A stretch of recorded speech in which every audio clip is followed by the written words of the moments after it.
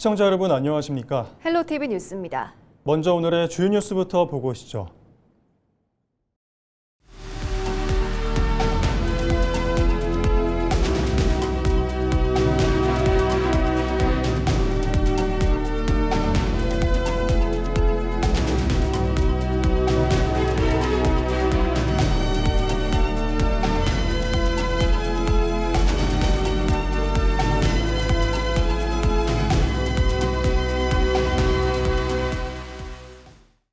정부가 국립의학전문대학원 설립준비위원회를 가동하며 서울과 지방에 나눠 세우려는 구상을 내비치자 남원 지역사회도 대응을 서두르고 있습니다. 남원시의회와 시민사회는 수도권에만 힘을 싣는 정책을 비판하며 국립의전원과 국립중앙의료원까지 남원에 함께 세우라고 요구했는데요. 이들은 뜻을 하나로 모아 정부에 맞서 본격적인 행동에 나서기로 했습니다. 정명기 기자의 보도입니다. 남원시의회 의원들과 시민단체들이 긴급 연석회의를 연 지난 7일 정부가 최근 국립의전원을 서울에 두려는 구상을 내비치자 지역 차원의 대응이 늦었다는 반성의 목소리도 나옵니다. 다 남원일 거라고만 전부 생각을 하고 솔직히 수술 방관했던 건 사실이고 그 중요한 또 선거가 겹쳐서 같이 다시 힘을 모으시고요. 현재는 어쨌거나 남원이 이 모양 된 것은 선출직 의원님들 책임입니다. 참석자들은 국립의전원만 유치해서는 수련 등을 위해 다시 서울로 가야 하는 불안전한 구조가 될 수 있는 만큼 국립중앙의료원까지 함께 옮겨와야 한다는 데 뜻을 모았습니다. 오늘 의견을 나눈 결과 국립중앙의료원 남원 설립의 필요성과 향후 대응 방향의 뜻을 함께할 수 있었습니다. 회의를 마친 뒤 이들은 시의회 정문 앞으로 이동해 규탄 결의대회를 이어갔습니다. 성명서를 통해 수도권 중심의 의료 정책은 지방을 저버리는 것이라며 남원의 국가 공공의료 거점을 구축하라고 강하게 요구했습니다. 정부는 국립의학전문대학원과 국립중앙의료원을 연계하여 교육부터 실습, 수련, 연구까지 하나의 체계 안에서 완결되는 국가 공공의료 거점을 조속히 남원에 구축하고 지역 소멸 위기에 책임 있게 응답하라! 응답하라! 응답하라! 응답하라! 10일에는 세종시에 있는 보건복지부를 찾아 성명서를 직접 전달했습니다. 남원시의회와 시민단체는 앞으로 1인 시위 등 대정부 투쟁 수위를 높여갈 방침입니다. 연석회의에서는 그동안 대응이 미흡했다는 반성의 목소리도 나오는 가운데 국립의전원 입지 등을 논의 중인 설립준비위원회의 결정이 빠르면 다음 달 윤곽을 드러낼 것이라는 전망도 나오고 있습니다. 헬로티비 뉴스 정명기입니다. 더불어민주당 대표 선거에 나선 정청래 후보가 지난 7일 남원 춘향 테마파크를 찾았습니다. 정 후보는 권리당원 등과 만난 자리에서 남원에서 가장 바라는 것이 무엇일까 생각해보았다며 바로 국립의학전문대학원 문제였다고 말했습니다. 그러면서 지난 4월 국회에서 관련 법이 통과됐지만 지역의 바람과 좀 다른 방향으로 가는 것 아니냐 생각도 하고 계시냐며 말을 이어갔습니다. 정 후보는 당대표가 되어 본래 취지와 목적대로 소원이 이루어질 수 있도록 노력하겠다며 남원에 설립하겠다는 의지를 보였습니다. 전북특별자치도는 도민주권 전북시대 실현을 위해 10일부터 청사를 전면 개방했습니다. 전북도는 청사 출입과 관련해 훈령에 명시돼 있던 방문증 발급 절차 조항을 삭제했습니다. 그동안 청사를 방문하려면 신분증을 맡기고 방문증을 발급받는 등 폐쇄적으로 운영된다는 지적이 있었습니다. 청사 전면 개방에 따라 평일 오전 8시부터 오후 6시까지 도민 누구나 별도의 절차 없이 청사를 자유롭게 출입할 수 있습니다. 방문객 신원 확인 절차는 비상 상황이 발생했을 때로 제한됩니다. 조국혁신당 전북특별자치도당이 새 지도부를 뽑는 절차에 들어갔습니다. 전북도당은 오는 22일 오후 4시 도당 사무실에서 당원대회를 열어 새 도당 위원장을 뽑을 예정입니다. 투표는 20일부터 22일까지 온라인으로 진행되며 주권 당원 투표 80%와 도당 소속 전국 대의원 20%가 합쳐져 정해집니다. 후보자 등록은 10일부터 13일까지며 2명 이상 후보가 나오면 설명회와 기호 추첨을 거쳐 본격적인 선거 운동에 들어갑니다. 전북특별자치도 보건환경연구원은 옥정호에서 녹조 현상을 일으키는 대표적인 남조류가 폭염과 국지성 강우 등의 영향으로 늘고 있다며 도민들에게 주의를 당부했습니다. 국가물환경 측정 자료에 따르면 8월 첫째 주 측정 결과 밀리리터당 693세포로 조류경보 관심 단계 기준에는 못 미치지만 증식이 시작된 단계라 지속적인 관찰이 필요한 것으로 나타났습니다. 연구원은 관심 단계가 발령되면 관계기관과 협력해 수질을 더 꼼꼼히 살피고 한국수자원공사는 조류 차단막과 물순환 장치 같은 저감 시설을 운영할 계획입니다. 전경식 원장은 안전한 상수원 관리에 최선을 다하겠다고 밝혔습니다. 정읍시립국악단이 백제 가요 정읍사의 기다림과 사랑을 재해석한 창극 정인을 선보입니다. 오는 10월 22일과 23일 양일간 정읍사 예술회관에서 열리는 이번 공연은 판소리와 한국무용, 줄타기 등 다양한 전통 연희와 현대적 영상 연출을 결합해 정읍의 대표 문화 브랜드로 재탄생합니다. 국악인 유태평양시가 작창을 맡아 전통 소리의 깊이와 대중성도 더했습니다. 정읍시는 이번 공연을 통해 지역의 문화유산을 살리고 대표 공연 관광 콘텐츠로 육성해 나갈 방침입니다. 판소리의 장단 그리고 판소리의 어법, 국악의 선율들을 최대한 잘 살리면서 이 극을 세계로 그리고 정읍의 브랜드 공연으로서 자리매김할 수 있게끔 저 또한 열심히 서포트하고 일조를 할 수 있게 되면 좋겠습니다. 기록적인 폭염이 이어지는 경남 지역은 이른바 마른 장마의 여파로 가뭄까지 확산되고 있습니다. 농업용 저수지는 바닥을 드러내고 계곡마저 말라붙으면서 농촌과 관광지 모두 비상이 걸렸습니다. 전주현 기자가 취재했습니다. 아이들이 시원한 물속을 뛰어다니며 더위를 식힙니다. 친구들과 물을 뿌리며 장난을 치고 부모 손을 잡고 물에 발을 담그는 아이들. 도심 물놀이장은 잠시나마 무더위를 잊게 하는 피서 공간이 됐습니다. 하지만 기상 관측이 시작된 1904년 이후 122년 만에 처음으로 42.5도를 기록한 양산은 기온이 다소 내려갔어도 불볕 더위는 여전합니다. 시민들은 마치 실외기 바람을 맞는 것처럼 숨이 턱 막힌다고 말합니다. 차로 다니니까 몰랐는데 이제 마트 같은 데 가서 잠깐씩 내릴 때 너무 숨 막히는 느낌이었어가지고 안 나오게 되더라고요. 폭염에 가뭄까지 겹치면서 농촌의 시름은 깊어지고 있습니다. 경남 18개 시군 가운데 11곳이 농업용수 가뭄 비상대응 경계 단계에 들어갔습니다. 도내 평균 농업용 저수율은 6일 기준 37.5%로 평년 대비 52.2%를 크게 밑돌고 밀양은 저수율이 6일 기준 30.3%까지 떨어졌습니다. 계속된 가뭄으로 계곡도 메말랐습니다. 물이 흐르던 자리는 거대한 돌밭으로 변했고 피서객도 지난해보다 75% 이상 감소했습니다. 경남도는 폭염과 가뭄 피해를 줄이기 위해 긴급 예산을 확보하고 대응에 나섰습니다. 예산은 저수지 준설과 양수장 송수관로 설치, 관정 개발, 양수기와 급수 장비 지원, 살수차 운영 등 긴급 용수 확보 사업에 투입됩니다. 특별교부세도 추가적으로 7개 시군 이외에 11개 시군에 대해서도 저희가 농업용수 개발이라든지 가뭄 대책비로서 요청을 하고 있다는 관계 기관과 함께 협력해서 또 폭염과 또 그리고 가뭄에 대해서 행정력을 집중해 나가도록 하겠습니다. 정부도 지난 6일 열린 폭염 가뭄 대처 상황 점검 회의에서 남부 지방을 중심으로 가뭄이 심해지고 있다며 중장기적인 대책을 주문했습니다. 특히 남부 지방 중심으로 가뭄이 심화되고 있는데 선제적 대응이 필요하겠습니다.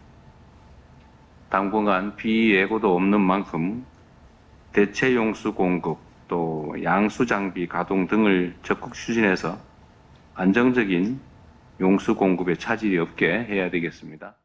기록적인 폭염과 극심한 가뭄 속에 경남 전역이 바짝 타들어가고 있습니다. 기상청은 당분간 비다운 비 소식 없이 무더위가 이어질 것으로 전망했습니다.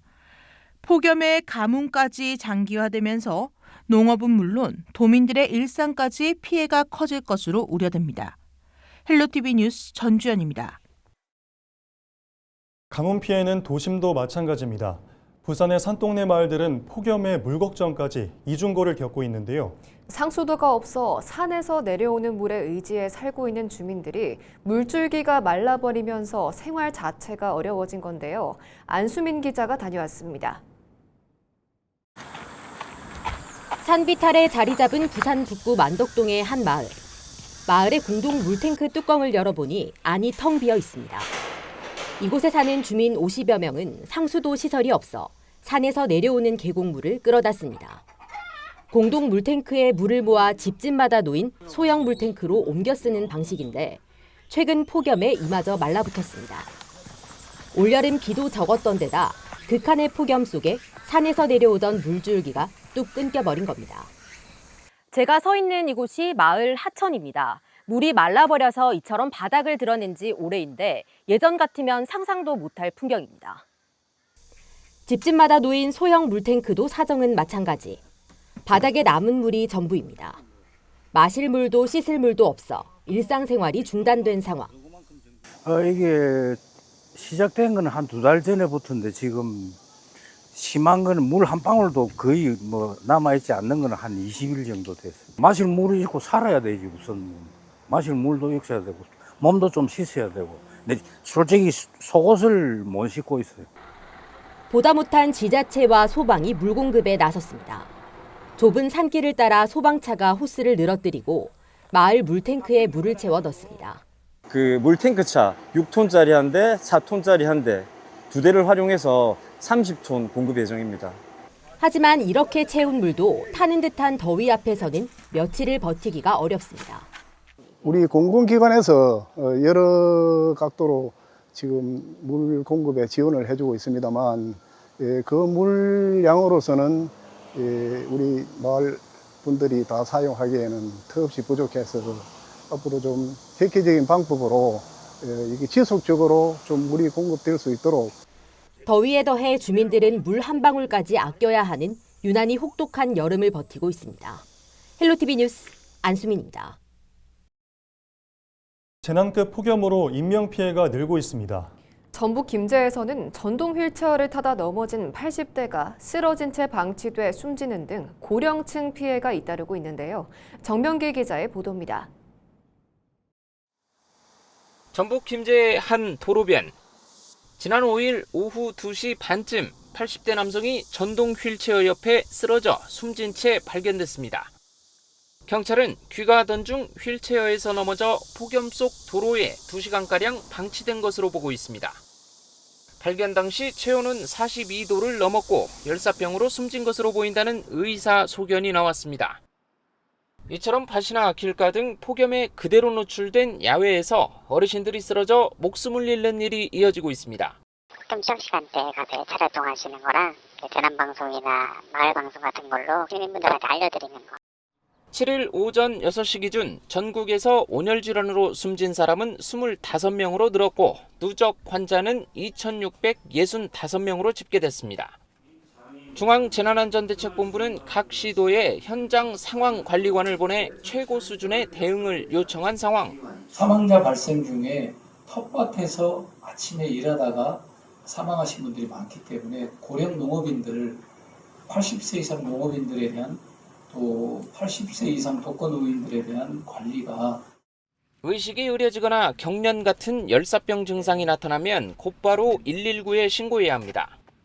온열 질환이 의심되는 환자는 시원한 곳으로 옮기고 옷을 느슨하게 풀어 목이나 겨드랑이 같은 큰 혈관 부위에 찬물이나 젖은 수건을 대 체온을 낮춰야 합니다. 다만 의식이 없는 환자에게 물이나 음료를 억지로 먹이면 폐렴까지 생겨 더 위험할 수 있어 절대 해서는 안 됩니다. 숨이 막힐 듯한 더위가 이어지는 가운데 특히 체력이 약한 어르신들을 위한 주변의 세심한 관심과 돌봄이 절실합니다. 헬로티비 뉴스 정명기입니다. 폭염과 가뭄은 날씨에 크게 영향을 받은 농가에 직격탄이 되고 있는데요. 가뭄으로 인해 더위를 이기지 못한 가축 폐사가 속출하고 있고 농작물 피해도 우려되고 있습니다. 임희정 기자의 보도입니다. 숨조차 쉬기 힘든 찜통 더위에 충남 지역 축산 농가의 피해가 잇따르고 있습니다. 최근 충남에서 더위를 이기지 못하고 폐사한 돼지와 닭 등 가축은 4만 8천여 마리. 농가에서는 분무시설과 대형 선풍기를 총동원해 체온 낮추기에 안간힘을 쓰고 있지만 역부족입니다. 분무하고 안개처럼 나오는 게 있어요. 네. 그런 거하고 선풍기하고 그런 거 위에는 뭐 달리 어떻게 방법이 별로 없는 것 같아요. 열대야로 밤에도 고온이 유지되면서 피해를 막으려면 선풍기 등 시설을 24시간 가동해야 하는 상황. 하지만 농민들에게는 쉽지 않은 선택입니다. 급격하게 늘어나는 전기요금 때문입니다. 가축 피해를 막자니 전기세 폭탄이 무섭고 장치를 끄자니 집단 폐사가 우려되는 이중고에 시달리고 있습니다. 예전 같으면은 좀 선풍기를 끄고 온도를 조절하면 선풍기가 좀 멈추고 그랬거든요. 근데 지금은 원체 막 더우니까 밤에도 선풍기를 멈추질 않고 자동 센서를 해놔도 사용량이 많죠. 그래서 전기세가 많은 거죠. 수확기를 앞둔 농작물 사정도 마찬가지입니다. 아직 지자체에 공식 접수된 대규모 피해는 없지만 강한 햇빛과 고온의 열매가 타들어가는 과수 일소 현상과 벼 조기 출수 등 농작물 전반에 생육 장애 우려가 커지고 있습니다. 일단은 밥작물 같은 경우에는 건조 피해가 예상이 되고요. 벼 같은 경우에는 일단 조기 출수가 된다든지 또 원예작물은 스트레스로 인해서 생산성이 저하되고 과수 같은 건 일소 피해가 발생을 하면 전문가들은 당분간 고온다습한 날씨가 지속될 것으로 보이는 만큼 수분 유지와 기온 상승 억제가 무엇보다 중요하다고 강조하고 있습니다. 수분을 계속 유지하시고 지온 상승을 억제해 주시면 되시겠고 그리고 볏짚 등으로 토양을 피복해 주셔가지고 수분 증발을 억제해 주시면 되시겠습니다. 당분간 극심한 폭염이 계속될 전망인 가운데 폭염 피해를 줄이기 위한 농가의 힘겨운 사투는 계속될 것으로 보입니다. 헬로티비 뉴스 이미정입니다. 꺾일 줄 모르는 폭염은 바다 사정도 악화시키고 있습니다. 서해와 남해 양식장에서는 끓는 바다를 이기지 못한 물고기들의 집단 폐사가 이어지고 있는데요. 정부는 고수온 피해 줄이기에 나섰습니다. 보도에 송하영 기자입니다. 충남 구매항의 한 가두리 양식장입니다. 조피볼락들이 배를 드러낸 채 수면 위로 둥둥 떠 있습니다. 어민들은 뜰채로 죽은 물고기를 연신 건져냅니다. 차광막을 덮어 씌우고 액화산소도 투입했지만 오르는 수온을 이겨내진 못했습니다. 지난 3일부터 고수온 경보가 내려진 충남 가로림만과 천수만. 고수온 경보는 28도 이상의 바닷물 온도가 사흘 넘게 지속될 때 발령되는데 천수만은 지난해보다 25일이나 일찍 경보가 내려졌습니다. 충남 서해안 일대에서 고수온 피해를 입은 양식어간은 모두 9곳, 떼죽음을 당한 물고기 수는 16만 마리에 달합니다. 참담하죠. 저희 입장에서는. 자식같이 키웠는데 수온이 올라가서 폐사가 난다니까 이게 너무 가슴이 아프죠. 이 양식장 일이 힘들기도 하고 굉장히 노력해서 키웠는데 그냥 허무하게 죽어버리니까 가슴이 너무 아프죠. 예. 상황은 전남 광주 해역도 마찬가지입니다. 지난 7월 말부터 완도의 넙지 양식장에서도 고수온 피해가 발생해 현재까지 12개 어가에서 11만 9천여 마리가 폐사했습니다. 여수에서는 물고기 떼죽음을 막기 위해 양식 어류를 바다로 풀어주는 긴급 방류가 이뤄지기도 했습니다. 문제는 앞으로입니다. 기상청은 지속적인 폭염 영향으로 서해와 남해 연안의 높은 수온이 당분간 이어질 것으로 전망했습니다. 정부는 올해 고수온 대응 예산을 지난해보다 약 2배 늘리고 대응에 나섰습니다. 조기 출하와 긴급 방류를 유도하고 피해 복구비에는 기존 취어 입직비에 더해 사료비와 인건비 등도 반영하기로 했습니다. 버티기 어려운 그런 해역에 있는 양식장들은 이전도 하고 그다음에 또 고수온에 강한 품종도 많이 개발을 하고 이런 식으로 하여튼 정부는 할 수 있는 한 최대한 예방과 또 대책에 만전을 기하고자 합니다. 멈추지 않는 더위 속 양식어간은 긴장의 끈을 놓지 못하고 있습니다. 헬로티비 뉴스 송하영입니다. 이상으로 뉴스를 마칩니다. 시청해주신 여러분 고맙습니다.